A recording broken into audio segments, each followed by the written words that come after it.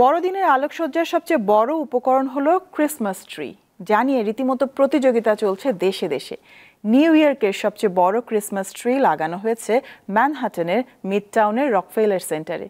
বিশাল এই ট্রি সাজানো হয়েছে কয়েক হাজার এলইডি লাইট দিয়ে। ডিসেম্বরের শুরু থেকেই উৎসবের দেশে পরিণত হয় যুক্তরাষ্ট্র। প্রায় প্রতিটি বাড়িতে এখন আলো ঝলমল করছে। আঙিনায় শোভা পাচ্ছে ক্রিসমাস ট্রি। সন্ধ্যার পরই জ্বলে উঠছে লাল নীল জোনাকি বাতি। বড়দিন উপলক্ষে গির্জাগুলো সাজানো হচ্ছে অপরূপ সাজে। তবে নিউ ইয়র্কের সবচেয়ে বড় ক্রিসমাস ট্রি লাগানো হয়েছে ম্যানহাটনের মিড টাউনের রকফেলার সেন্টারে।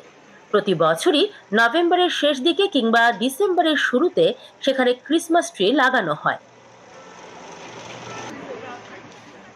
রকফেলার সেন্টারের বড়দিনের গাছ একটি আইকনিক ঐতিহ্য, যা গ্রেট ডিপ্রেশনের সময় শুরু হয়েছিল। 1931 সালে রকফেলার সেন্টার নির্মাণকারী শ্রমিকরা একত্রে অর্থ সংগ্রহ করে একটি ছোট গাছ কিনেছিলেন এবং সেটি হাতে তৈরি মালা, টিনের ক্যান এবং ক্র্যানবেরি দিয়ে সাজিয়ে কাজের স্থলে কিছু উৎসবের আনন্দ নিয়ে এসেছিলেন।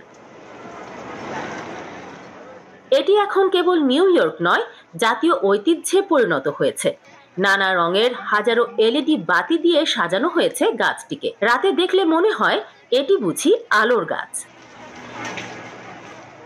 চলতি বছর মহা ধুমধামে রকফেলার সেন্টারে এই ক্রিসমাস ট্রি স্থাপন ও এর আলোকসজ্জার উদ্বোধন করা হয়েছে 30শে নভেম্বর। থাকবে 7 জানুয়ারি পর্যন্ত। সবার জন্য উন্মুক্ত রাখা হবে প্রতিদিন বিকেল 5:30 থেকে রাত 11টা পর্যন্ত। এবারের গাছটির উচ্চতা 94 ফুট। 14 টন ওজনের গাছটিকে প্রায় 50,000 মাল্টি কালার বাতি দিয়ে সাজানো হয়েছে। যুক্তরাষ্ট্র তো বটেই, পৃথিবীর হাজারো মানুষ এই রকফেলার সেন্টারের সামনে আসে গাছটিকে দেখতে। গাছটির পাশে আইস স্কেটিং করার ব্যবস্থাও রাখা হয়েছে। একই সাথে সেখানকার চারপাশের ভবন ও তার সামনে মনোরম আলোকসজ্জা সবার নজর কাড়ে।